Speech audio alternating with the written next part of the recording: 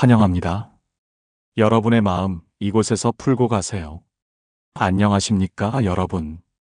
오늘은 정말 중요한 이야기를 해드리려고 합니다.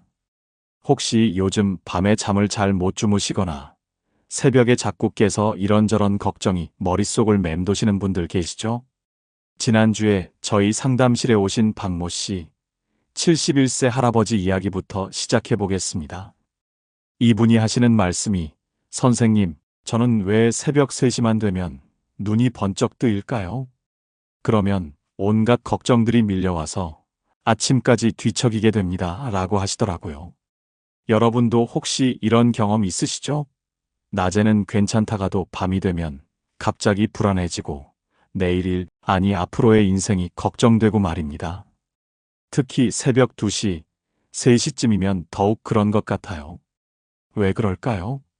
밤이 되면 주변이 조용해지니까 평소에 억누르고 있던 걱정들이 고개를 드는 거죠.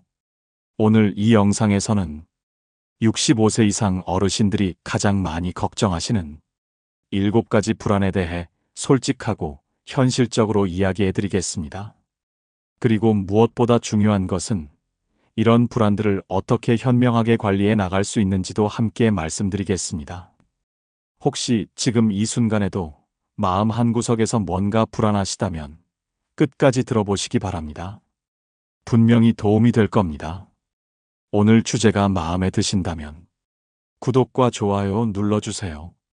여러분의 마음을 안아주는 좋은 컨텐츠로 보답하겠습니다. 첫 번째 불안. 돈 걱정. 과연 얼마나 필요할까요? 자, 가장 현실적이고 직접적인 걱정부터 이야기해보죠. 바로 경제적인 문제입니다. 은퇴하신 후 통장 잔고를 보시면서 이게 과연 언제까지 버틸 수 있을까 하는 생각 안 해보신 분 계실까요? 특히 요즘같이 물가가 계속 오르는 상황에서는 더욱 걱정이 클 수밖에 없습니다. 통계청 자료를 보면 현재 65세 이상 어르신들의 평균 생활비가 월 180만 원 정도입니다. 그런데 국민연금 평균 수령액은 얼마인지 아십니까? 월 55만 원입니다. 이게 현실이에요. 절반도 안 되는 거죠. 개인연금이나 퇴직금이 있다고 해도 턱없이 부족한 게 사실입니다. 더 충격적인 건 의료비입니다. 65세 이후 평균 의료비가 연간 얼마인지 아십니까? 무려 300만 원이 넘습니다. 한 달에 25만 원씩 병원비로 나가는 셈이죠. 여기에 만약 중증 질환이라도 생기면 어떻게 되겠습니까? 당뇨, 고혈압, 관절염 같은 만성 질환은 평생 관리해야 하니까 약값만 해도 만만치 않습니다. 실제로 제가 상담한 어르신 중에 이런 분이 계셨어요. 70세 김할머니인데 당뇨 합병증으로 월 50만 원씩 병원비가 나간다고 하시더라고요. 선생님, 저축해둔 돈이 병원비로 다 나가버려요. 이러다가 자식들한테 짐이 되는 건 아닌지 걱정입니다. 라고 하시면서 눈물을 보이시더라고요. 정말 가슴이 아팠습니다. 또 다른 분은 69세 이 할아버지였는데, 선생님, 아파트 관리비만 해도 월 15만 원이에요. 거기에 전기세, 가스비, 통신비까지 하면 고정비만 40만 원이 넘어가요. 밥값, 병원비까지 하면 국민연금으로는 도저히 안 되더라고요. 라고 하시더라고요. 그런데 더 무서운 건 인플레이션입니다. 지금도 계속 물가가 오르고 있는데 10년 후, 20년 후에는 얼마나 더 오를까요? 지금 월 180만 원으로 생활한다면 10년 후에는 아마 250만 원 정도는 필요할 겁니다. 그런데 연금은 물가 상승률만큼 오르지 않죠. 하지만 여러분, 절망하지 마십시오. 현명한 대처 방법이 있습니다. 먼저, 가계부를 써보시기 바랍니다. 65세 이후에도 가계부요? 네, 맞습니다. 오히려 이 시기에 더 꼼꼼히 써야 합니다. 어디에 얼마나 쓰는지 정확히 파악해야 불필요한 지출을 줄일 수 있거든요. 제가 아는 한 어르신은 가계부를 쓰기 시작한 후 월 30만 원 정도 지출을 줄이셨더라고요. 어디서 새어나가는지 몰랐던 돈들이 의외로 많았다고 하시더라고요. 두 번째, 국가에서 지원하는 각종 혜택들을 꼼꼼히 알아보세요. 기초연금, 의료급여, 주거급여, 에너지 바우처 등 생각보다 많은 지원 제도가 있습니다. 많은 어르신들이 우리는 그런 거 받는 처지가 아니야 라고 하시는데 아닙니다. 당당히 받을 수 있는 권리입니다. 평생 세금 내고 사셨는데 왜 못 받으시겠어요? 기초연금만 해도 월 최대 34만 원까지 받을 수 있어요. 소득과 재산이 일정 기준 이하면 받을 수 있으니까 꼭 신청해 보세요. 또 의료비 부담을 줄이기 위한 본인 부담 상한제, 재난적 의료비 지원제도 등도 있습니다. 세 번째는 건강관리입니다. 아프지 않는 것이 최고의 절약입니다. 하루 30분 걷기, 금연, 금주만으로도 의료비를 크게 줄일 수 있어요. 예방이 최고의 치료라는 말, 정말 맞습니다.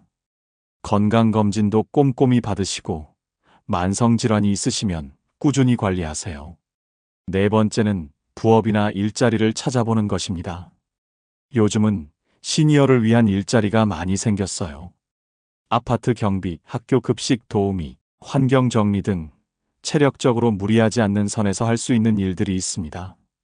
월 50만 원, 100만 원이라도 벌면 생활에 큰 도움이 되죠. 그리고 마지막으로 자녀들과 솔직한 대화를 나눠보세요. 엄마 아빠가 걱정되는 것들에 대해 미리미리 이야기해 놓으면 나중에 갑작스러운 상황에서도 서로 당황하지 않고 대처할 수 있습니다. 용돈을 받는 것이 창피하다고 생각하지 마세요. 자녀들도 부모님 걱정하고 계시거든요. 두 번째 불안. 몸이 말을 안 듣기 시작할 때, 이제 두 번째로 큰 걱정인 건강 문제를 이야기해 보겠습니다. 어르신들과 상담하다 보면 가장 많이 듣는 말씀이 몸이 예전 같지 않아요입니다. 정말 공감이 되는 말씀이죠. 며칠 전에도 이런 일이 있었어요. 68세 되신 이 할아버지가 오셔서 선생님, 어제 마트에서 아는 사람을 만났는데 그 사람 이름이 갑자기 기억이 안 나더라고요. 혹시 제가 치매 초기 증상인 건 아닐까요? 라고 걱정스럽게 물어보시더라고요. 얼굴은 분명히 아는데 이름이 생각 안 나는 상황. 정말 당황스럽죠. 또 다른 분은 계단 오르기가 힘들어졌어요. 예전에는 3층까지 뛰어 올라갔는데 이제는 2층만 가도 숨이 차요라고 하시더라고요. 무릎도 아프고 허리도 아프고 어깨도 결리고 아침에 일어날 때마다 어디가 또 아플까 하는 생각부터 드신다는 분들이 많으세요. 이런 경험들 정말 무섭죠? 갑자기 단어가 기억 안 나거나 어디 두었는지 깜빡하거나 계단 오르기가 힘들어지거나 이럴 때마다 나도 이제 늙었구나 하는 생각이 들면서 우울해지죠. 더 무서운 건 앞으로 더 나빠지면 어쩌지? 하는 걱정입니다. 특히 무서운 게 독립성을 잃을 수도 있다는 두려움입니다. 혹시 나중에 화장실도 혼자 못 가게 되면 어쩌지? 목욕도 혼자 못 하게 되면 어쩌지? 밥도 혼자 못 해 먹게 되면 어쩌지? 이런 생각들이 밤새 머릿속을 맴돌죠. 실제로 제가 만난 어르신 중에 이런 분이 계셨어요. 72세 할머니인데 선생님, 요즘 가스레인지 끄는 것을 자꾸 깜빡해요. 어제는 물을 끓이다가 그냥 나갔다가 냄새나서 들어가 봤더니 냄비가 타고 있더라고요. 정말 무서웠어요. 혹시 집에 불이라도 나면 어쩌나 싶어서 가스레인지 쓰기가 무서워요 라고 하시더라고요. 또 다른 분은 밤에 화장실 가다가 넘어질까봐 무서워요. 어둠 속에서 물건에 걸려 넘어지면 골절될 수도 있잖아요. 그러면 병원 신세지고 자식들한테 짐만 되고 라고 걱정하시더라고요. 하지만 여러분, 잠깐만요. 정상적인 노화와 질병을 구분할 줄 아셔야 합니다. 모든 변화가 다 병은 아니거든요. 가끔 사람 이름이 기억 안 나는 것, 열쇠를 어디 뒀는지 깜빡하는 것, 새로운 사람 얼굴과 이름 외우기 어려워지는 것, 이런 건 정상적인 노화입니다. 젊을 때부터도 가끔 있던 일들이 나이가 들면서 조금 더 자주 일어나는 것뿐이에요. 하지만 방금 전 했던 대화 내용을 기억 못한다거나 평소 잘 아는 길을 잃어버린다거나 성격이 갑자기 변한다거나 판단력이 현저히 떨어진다면 전문의와 상담이 필요합니다. 치매와 건망증은 분명히 다르거든요. 몸의 변화도 마찬가지예요. 근력이 조금 떨어지고 유연성이 줄어들고 체력이 예전 같지 않은 건 자연스러운 노화 과정입니다. 하지만 갑자기 심한 통증이 생기거나 일상생활이 어려울 정도로 불편하다면 치료가 필요하죠. 건강관리의 핵심은 꾸준함입니다. 하루에 물 8잔 마시기, 하루 6,000보 걷기, 금연금주하기, 규칙적인 수면 등등. 이런 기본적인 것들이 생각보다 큰 효과가 있어요. 특히 걷기 운동은 정말 좋습니다. 돈도 안 들고 언제 어디서나 할 수 있고 효과는 확실하거든요. 제가 아는 어르신 중에 70세부터 매일 아침 1시간씩 걷기 시작하신 분이 계세요. 처음에는 10분 걷기도 힘들어 하셨는데 지금은 5km씩 걸으세요. 혈압약도 끊었고 무릎도 덜 아프고 잠도 잘 와요 라고 하시더라고요. 그리고 뇌 건강을 위해서는 새로운 것들을 계속 배우셔야 합니다. 스마트폰 사용법 배우기, 새로운 요리 도전하기, 독서하기, 일기 쓰기, 퍼즐 맞추기, 화투 치기 등등. 뇌도 근육처럼 쓰지 않으면 퇴화됩니다. 계속 자극을 줘야 해요. 요즘은 치매 예방을 위한 두뇌 활동들이 많이 개발되어 있어요. 숫자 퍼즐, 단어 찾기, 그림 그리기, 악기 배우기 등등. 이런 활동들을 꾸준히 하시면 뇌 건강 유지에 도움이 됩니다. 무엇보다 중요한 건 정기검진입니다. 아프면 그때 가진 뭘이 아니라 미리미리 검사받고 예방하는 게 훨씬 효과적이고 경제적입니다. 국가건강검진, 암검진 등은 무료로 받을 수 있으니까 꼭 받으세요. 조기 발견이 최고의 치료거든요. 그리고 집안 환경도 안전하게 만들어야 해요. 문턱 없애기, 미끄러지지 않는 매트 깔기, 화장실에 안전 손잡이 설치하기, 밤에 켜지는 센서 등 설치하기 등등. 작은 투자로 큰 사고를 예방할 수 있어요. 세 번째 불안. 혼자가 되어가는 두려움. 세 번째 불안은 아마 많은 분들이 말하기 어려워하시는 부분일 거예요. 바로 외로움과 고립감입니다. 이 부분이 정말 마음 아픈 현실이죠. 나이가 들수록 주변 사람들이 하나둘 떠나가죠. 오랫동안 함께 일했던 동료들, 젊은 시절부터 친하게 지낸 친구들이 건강 문제로 또는 영원히 작별 인사를 하게 되고, 그러다 보니 장례식장에 가는 일이 점점 많아집니다. 부고 연락을 받을 때마다 또 한 분이 하는 마음이 들면서 쓸쓸해지죠. 지난달에 상담 오신 72세 할머니 말씀이 정말 가슴에 와닿더라고요. 선생님, 예전에는 친구들이랑 커피 마시러 가거나 등산도 가고 그랬는데 이제는 만날 사람이 없어요. 한 친구는 치매가 와서 대화가 안 되고 또 다른 친구는 몸이 아파서 집에서 나오지 못하고 하루 종일 집에만 있으니까 우울해져요 라고 하시더라고요. 정말 안타까운 현실입니다. 젊을 때는 직장 동료들과 매일 만나고 동네 친구들과 자주 어울리고 했는데 나이가 들수록 만날 사람이 줄어드는 거죠. 특히 남성 어르신들은 더 심각해요. 직장에서만 인간관계를 맺다가 은퇴하면 갑자기 만날 사람이 없어지거든요. 더 힘든 건 가족들과의 소통이 어려워진다는 점입니다. 자녀들은 바쁩니다. 직장일, 육아, 집안일로 정신없어요. 가끔 안부 전화는 하지만 길게 이야기할 시간은 없죠. 엄마, 바빠서 나중에 다시 전화드릴게요.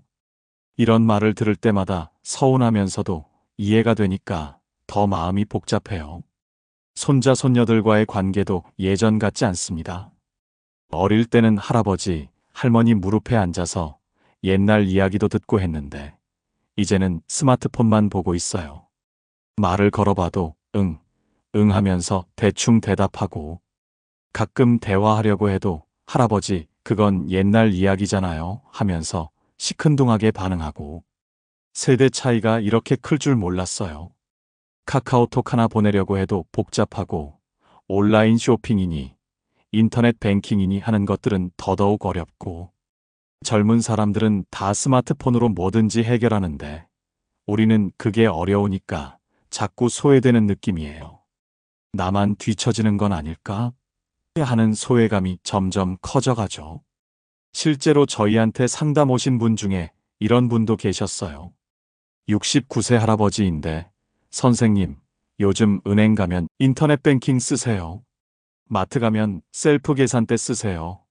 식당 가면 QR코드로 주문하세요. 이렇게 나와요. 다 어려워서 못하겠더라고요.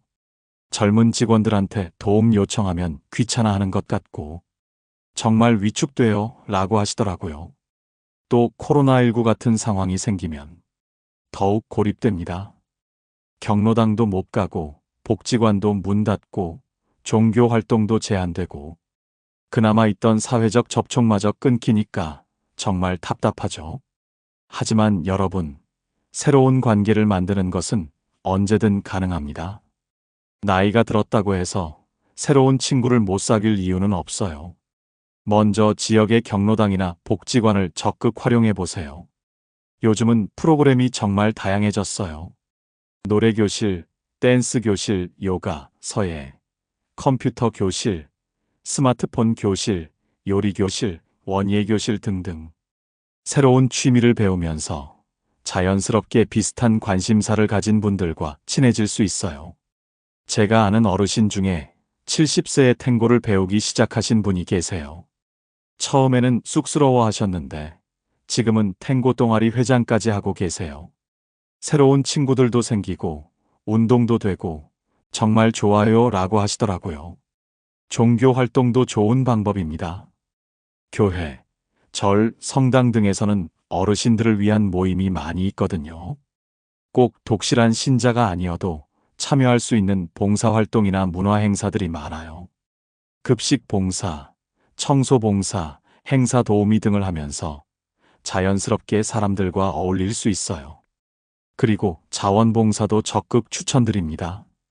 도서관에서 책 읽어주기, 공원 가꾸기, 독거노인 도시락 배달하기, 어린이집에서 아이들과 시간 보내기, 다문화 가정 한글 가르치기 등등. 누군가에게 도움이 되는 일을 하다 보면 자연스럽게 보람도 느끼고 새로운 인연도 만날 수 있어요. 동네 아파트 입주자 모임이나 통장 모임 같은 것도 좋아요. 지역 문제에 관심 갖고 참여하다 보면 이웃들과 친해질 수 있거든요. 작은 것부터 시작해보세요. 엘리베이터에서 만나면 인사하기, 산책하다가 만나면 안부 묻기, 이런 것들부터요. 디지털 소외감 해결을 위해서는 천천히 하나씩 배워보세요. 자녀들이나 손자, 손녀들에게 할머니가 카카오톡 좀 배우고 싶은데 가르쳐 줄래? 하고 부탁해보세요. 아마 기꺼이 도와줄 거예요.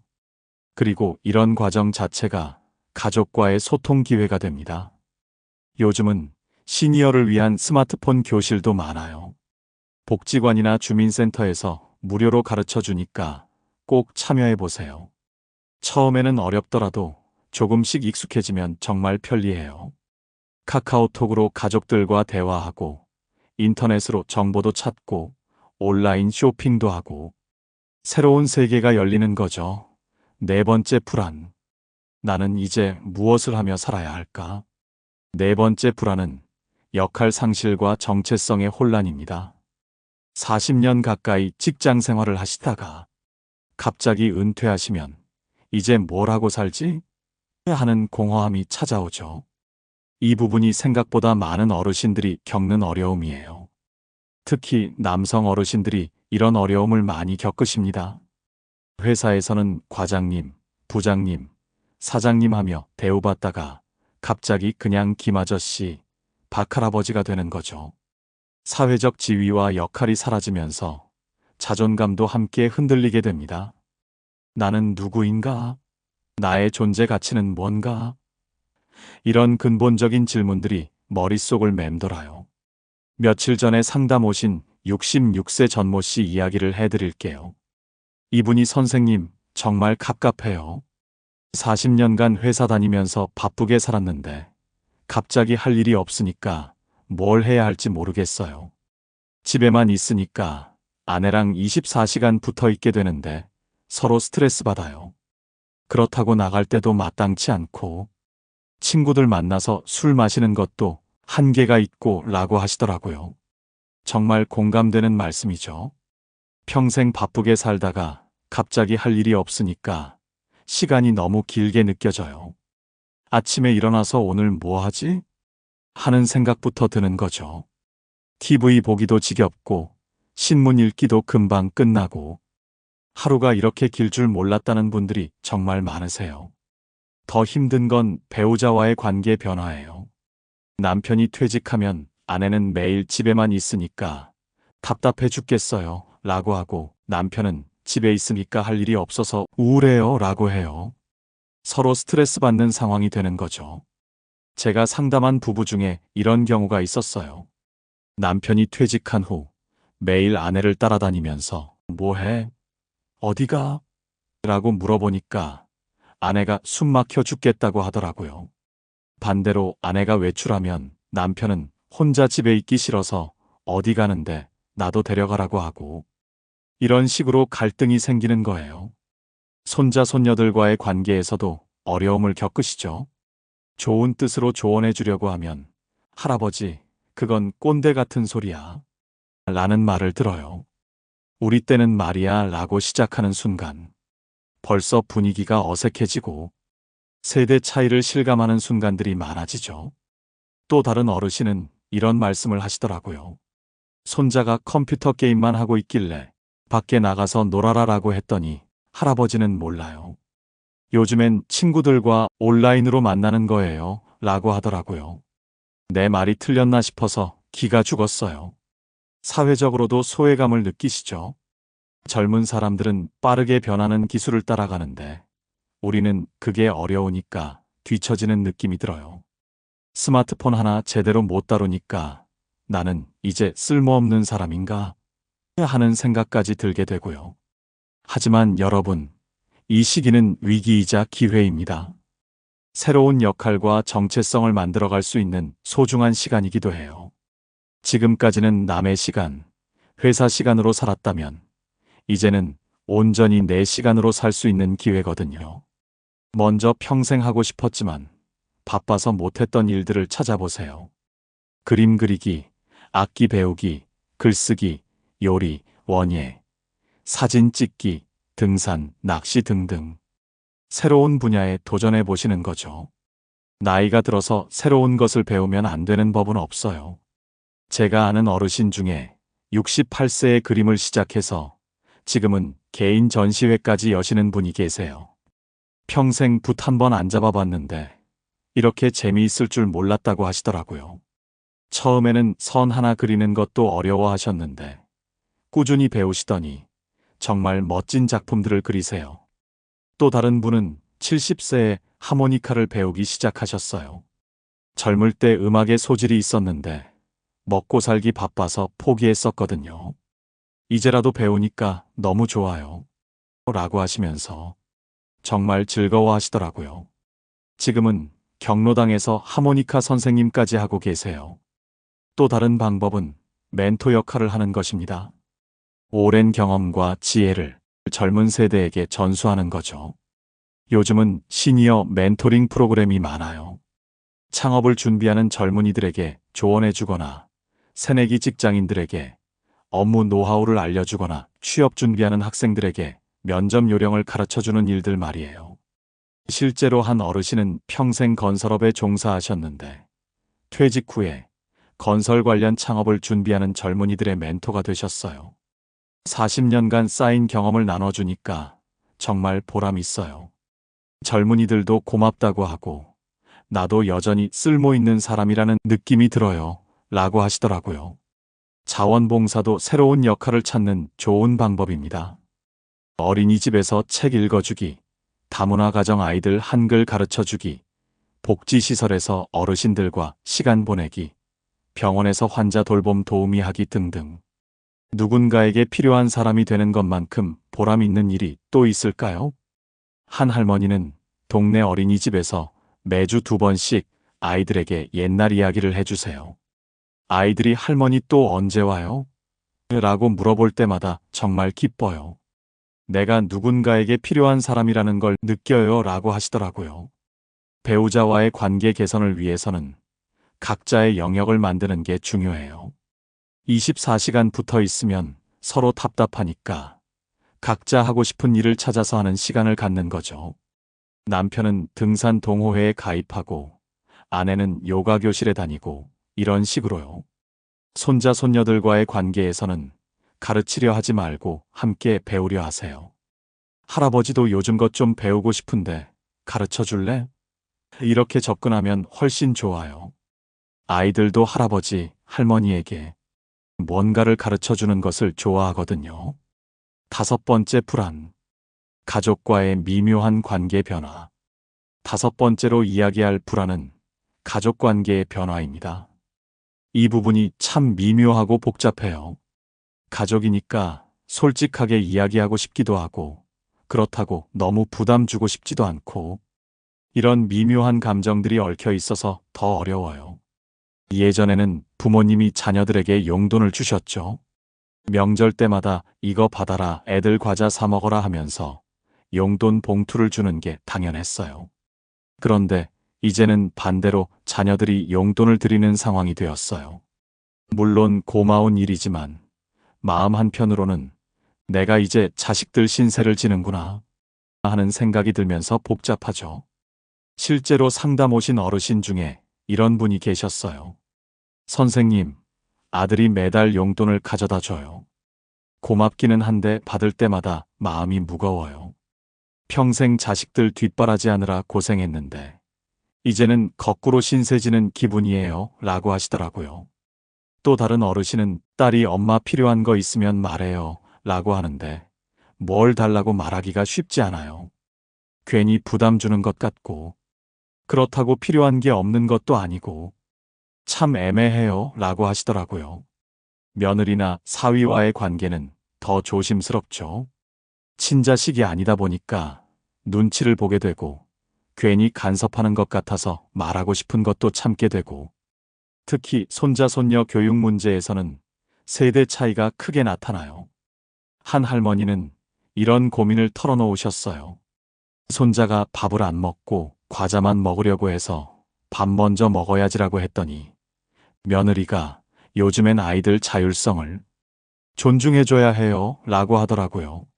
내 말이 틀린 건가 싶어서 더 이상 뭘 말해야 할지 모르겠어요. 또 다른 할아버지는 사위가 주말에도 골프 치러 나가니까 딸이 혼자 아이들 돌보느라 힘들어 보여서 한마디 했더니 아빠는 옛날 생각이에요. 요즘 남자들은 다 그래요 라고 하더라고요. 세상이 변한 건지 내가 고리타분한 건지 모르겠어요 라고 하시더라고요. 우리 때는 말이야 라고 시작하면 벌써 분위기가 어색해져요. 좋은 뜻으로 하는 말인데 젊은 세대들에게는 잔소리나 꼰대 소리로 들릴 때가 많거든요. 그래서 하고 싶은 말이 있어도 참게 되고 그러다 보면 점점 소외되는 느낌이 들어요. 또 다른 어려움은 디지털 격차입니다. 스마트폰이 자꾸 말을 안 듣는다고 자녀들한테 물어보면 아, 또요? 어떻게 하신 거예요? 라는 반응을 보일 때가 있어요. 그럴 때마다 내가 무능해 보이는구나 하는 생각이 들어서 위축되죠. 한 어르신은 이런 말씀을 하시더라고요.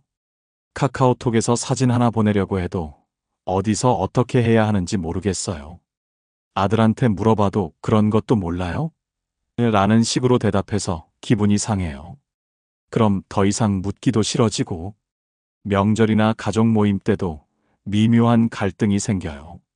예전에는 어른이 중심이 되어서 가족 행사를 주도했는데 이제는 젊은 세대가 주도권을 잡는 경우가 많아요. 우리는 이제 들러리인가? 하는 생각이 들 때도 있죠. 하지만 가족 관계는 소통으로 개선될 수 있습니다. 중요한 건 서로의 입장을 이해하려고 노력하는 거예요. 먼저 역할 분담에 대해 가족 회의를 해보세요. 할아버지, 할머니가 할 수 있는 일, 자녀들이 도와줘야 할 일을 명확히 정하는 거죠. 무조건 도움받기만 하는 게 아니라 할 수 있는 역할을 찾아서 하시는 겁니다. 예를 들어 손자 손녀 등하교 도와주기, 집안 청소나 빨래 도와주기, 가족 행사 음식 준비하기, 아이들 숙제 봐주기 등등. 작은 역할이라도 가족에게 도움이 되는 일을 하시면 자존감도 올라가고 관계도 좋아져요. 제가 아는 할머니는 매일 손자 학교 끝나면 데리러 가서 집까지 데려다 주시는 역할을 하고 계세요.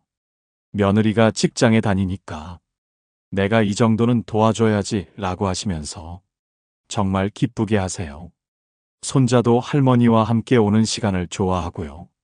그리고 우리 때는 이라는 표현 대신 요즘엔 어떻게 하는지 궁금하네 라고 물어보시는 게 좋아요.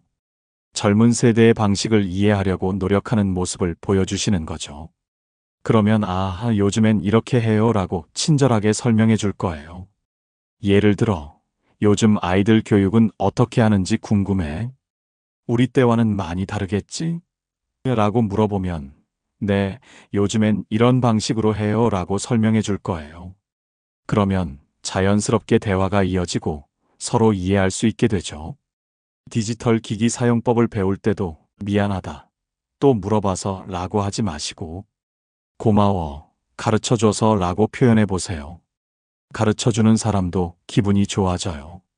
그리고 할머니도 배우려고 노력하고 있구나 하는 생각을 갖게 되죠. 용돈 문제도 솔직하게 이야기해 보세요.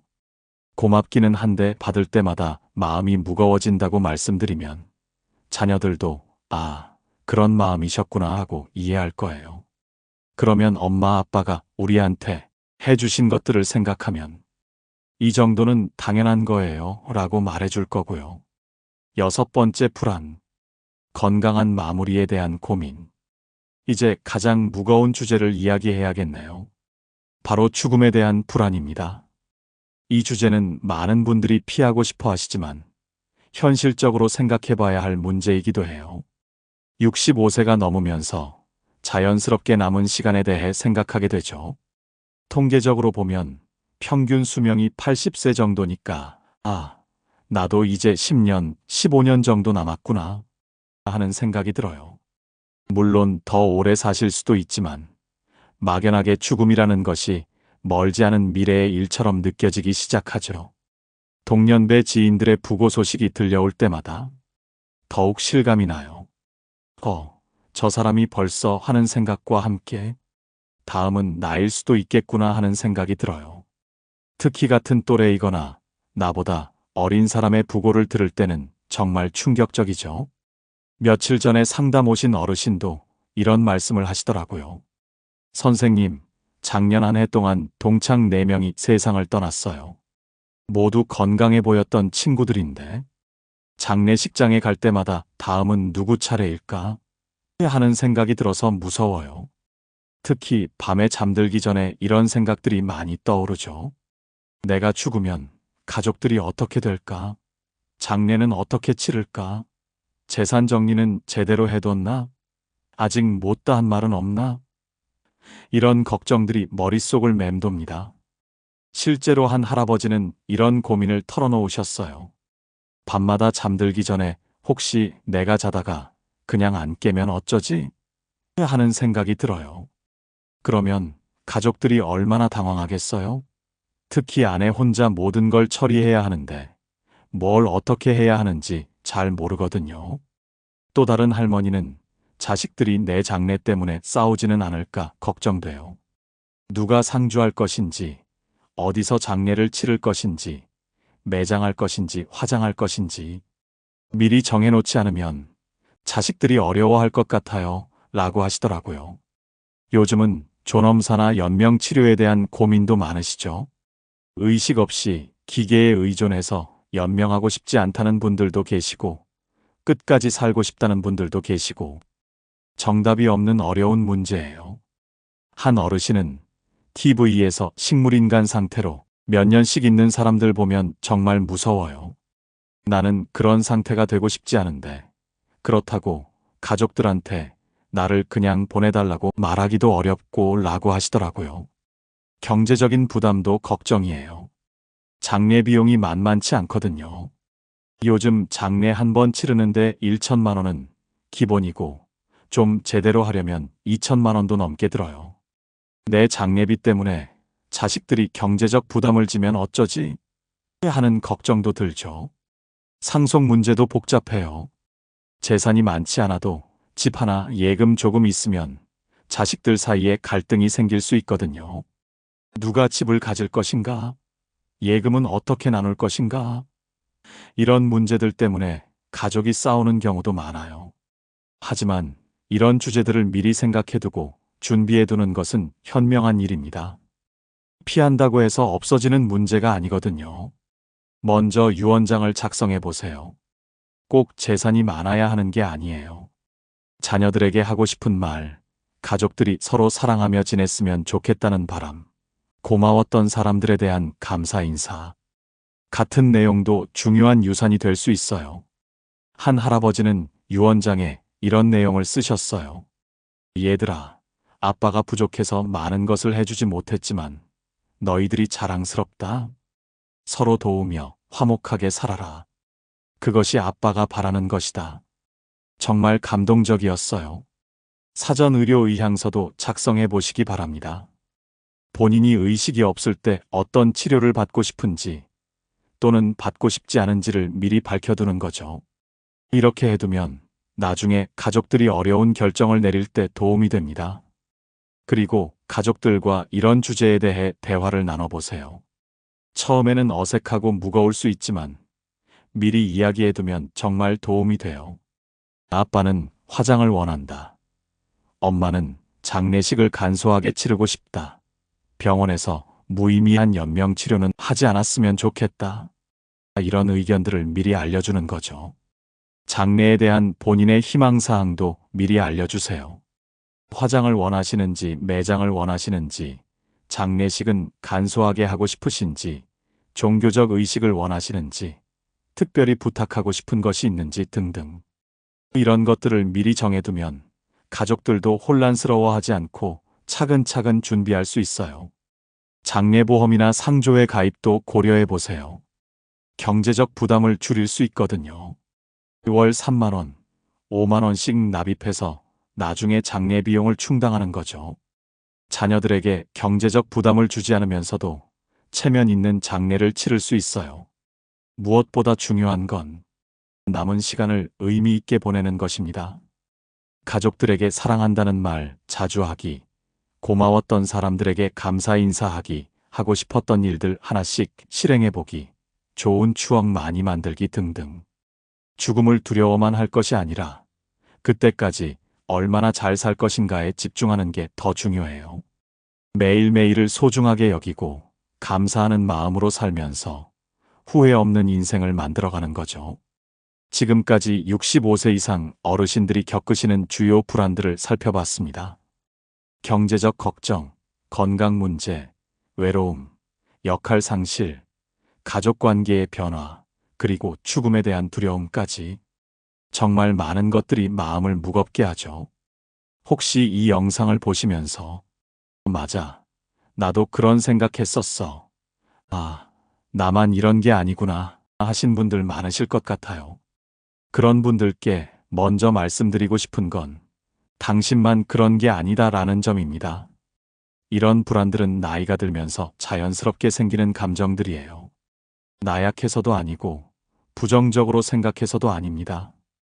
인생의 후반기로 접어들면서 겪게 되는 당연한 과정이죠. 젊을 때는 미래에 대한 희망과 가능성에 집중했다면 이제는 현실적인 제약들과 마주하게 되는 시기인 거예요. 하지만 중요한 건 이런 불안들을 완전히 없앨 수는 없지만 현명하게 관리할 수는 있다는 점입니다. 불안을 적으로 생각하지 말고 동반자로 생각해 보세요. 불안이 있기 때문에 미리 준비하고 대비할 수 있거든요. 먼저 규칙적인 생활 리듬을 유지하세요. 매일 같은 시간에 일어나고, 같은 시간에 식사하고, 같은 시간에 잠자리에 드는 것만으로도 심리적 안정감을 얻을 수 있어요. 불규칙한 생활은 불안을 더 키우거든요. 제가 아는 할머니는 매일 아침 6시에 일어나서 라디오 체조하고 7시에 아침 식사하고 8시에 산책 나가는 것을 10년째 지키고 계세요. 규칙적으로 생활하니까 마음이 안정돼요 라고 하시더라고요. 두 번째로 신체 활동을 꾸준히 하세요. 걷기, 체조, 요가, 수영 등 무리하지 않는 선에서 몸을 움직이는 것이 중요해요. 몸이 건강해야 마음도 건강해집니다. 운동하면 엔도르핀이 분비되어서 기분이 좋아지거든요. 또 체력이 좋아지면 자신감도 생기고 불안감도 줄어들어요. 하루 30분씩만 걸어도 효과가 있어요.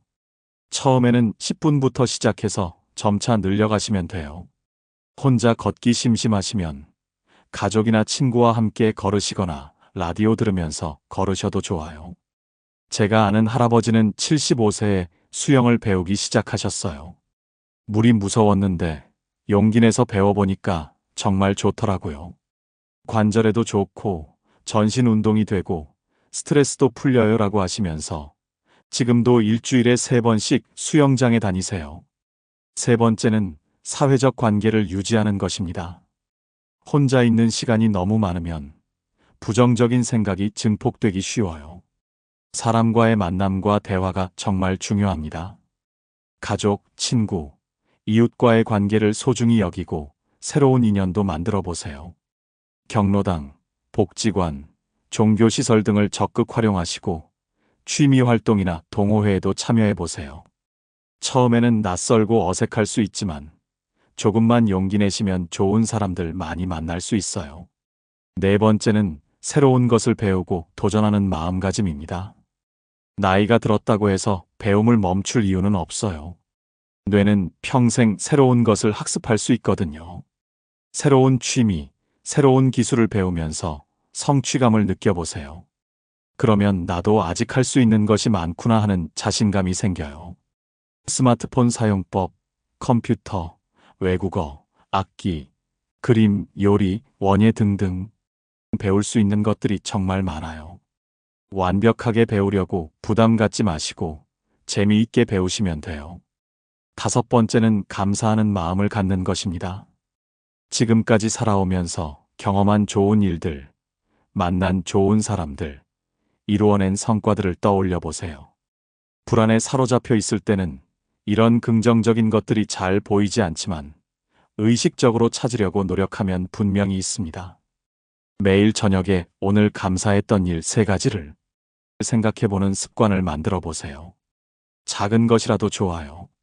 오늘 날씨가 좋았다. 맛있는 음식을 먹었다. 가족이 안부 전화를 해줬다. 이런 것들도 감사할 일이에요. 여섯 번째는 스트레스 해소 방법을 찾는 것입니다. 각자에게 맞는 스트레스 해소 방법이 있을 거예요. 음악 듣기, 책 읽기, 영화 보기, 산책하기, 친구와 수다 떨기, 목욕하기 등등. 스트레스가 쌓이면 불안감이 더 커지니까 적절히 해소하는 것이 중요해요. 일곱 번째는 긍정적인 정보에 노출되는 것입니다. 뉴스나 인터넷에는 부정적인 소식들이 많아요. 그런 것들만 보고 있으면 세상이 더 어둡게 보이죠. 의도적으로 긍정적인 내용들을 찾아보세요. 감동적인 이야기, 희망적인 소식, 유쾌한 콘텐츠들 말이에요. 여덟 번째는 현재에 집중하는 것입니다.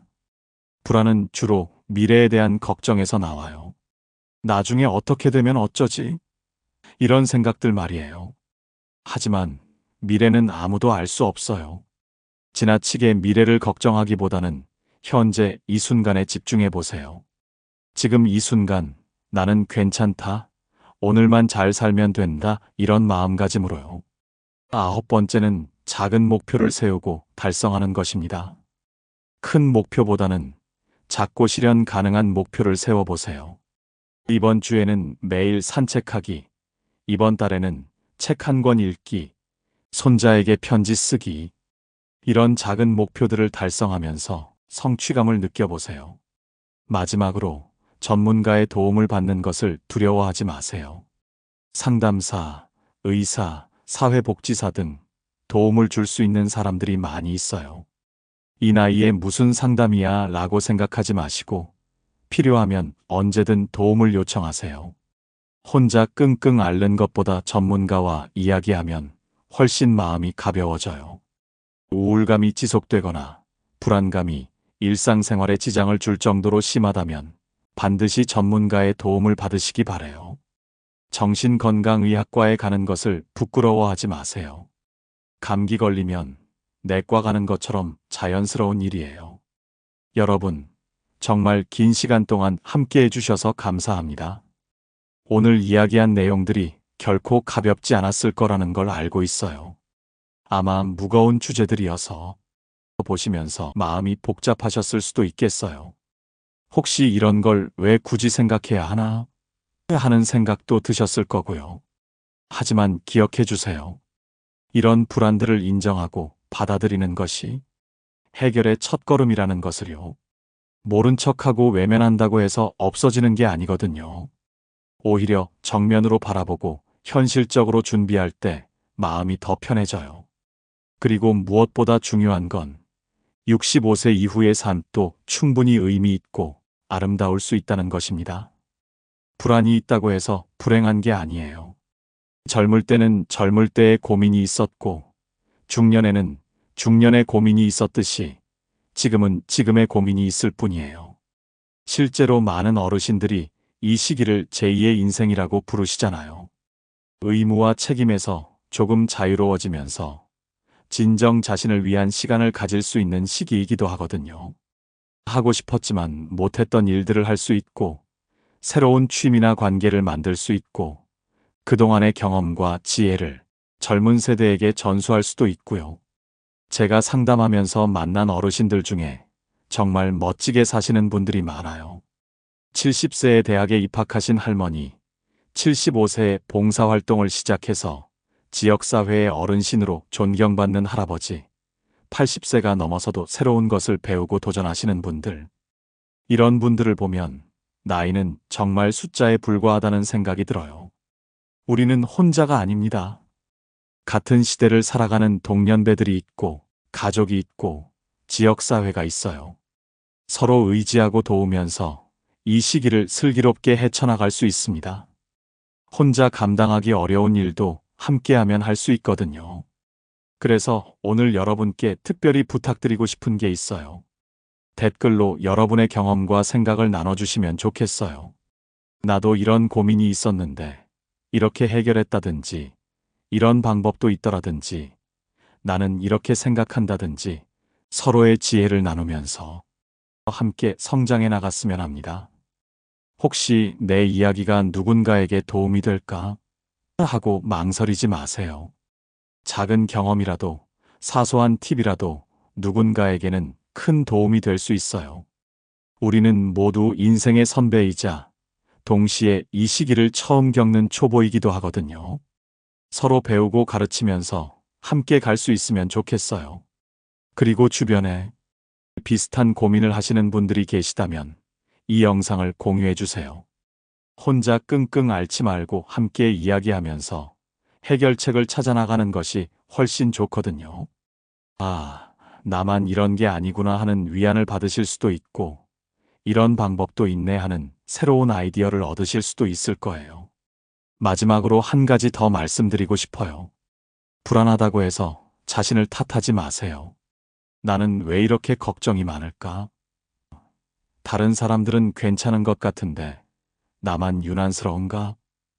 이런 생각하지 마시라는 거예요. 불안은 자연스러운 감정이에요. 오히려 미래를 걱정한다는 것은 책임감이 있고 신중하다는 뜻이기도 하거든요. 다만 불안에 매몰되지는 마세요. 불안을 인정하되 그것에 지배당하지 않으시길 바라요. 걱정되는 일들이 있지만 나는 지금 이 순간을 소중히 여기며 살겠다. 미래에 대한 준비는 하되 현재의 행복도 놓치지 않겠다. 이런 마음가짐으로 살아가시면 좋겠어요. 그리고 절대 잊지 마세요. 여러분은 지금까지 수많은 어려움을 헤쳐나오셨어요. 전쟁도 겪어보시고 가난도 이겨내시고 자녀들 키우느라 고생도 많이 하시고 직장 생활하며 스트레스도 받으시고 그 모든 것들을 이겨내고 지금까지 오신 거잖아요. 그런 여러분이면 앞으로 오는 어려움들도 충분히 지혜롭게 헤쳐나갈 수 있을 거예요. 나이 드는 것은 쇠퇴가 아니라 성숙입니다. 경험이 쌓이고 지혜가 늘어나는 과정이에요. 젊을 때의 열정과는 다르지만 깊이 있는 삶의 맛을 아는 시기이기도 하죠. 이런 여러분의 모습을 젊은 세대들도 존경하고 배우고 싶어 해요. 오늘 이 영상이 여러분께 작은 위로와 도움이 되었기를 바랍니다. 그리고 앞으로도 여러분의 삶이 건강하고 행복하시길 진심으로 기원합니다. 다음에도 어르신들께 도움이 되는 유익한 내용으로 찾아뵙겠습니다. 오늘 같은 무거운 주제뿐만 아니라 일상생활에 실질적으로 도움이 되는 정보들, 건강관리 방법들, 취미생활 아이디어들, 가족관계 개선 방법들 등등 다양한 내용으로 여러분과 함께하고 싶어요. 건강하시고 행복한 하루하루 보내시길 바라며 오늘 영상은 여기서 마치도록 하겠습니다. 끝까지 함께해 주신 여러분 정말 고맙습니다. 댓글로 많은 이야기 나눠주시고 소중한 분들께 공유해 주세요. 구독과 좋아요도 부탁드려요. 그럼 다음에 또 뵙겠습니다. 안녕히 계세요. 이상으로 마음 풀고 가세요 였습니다.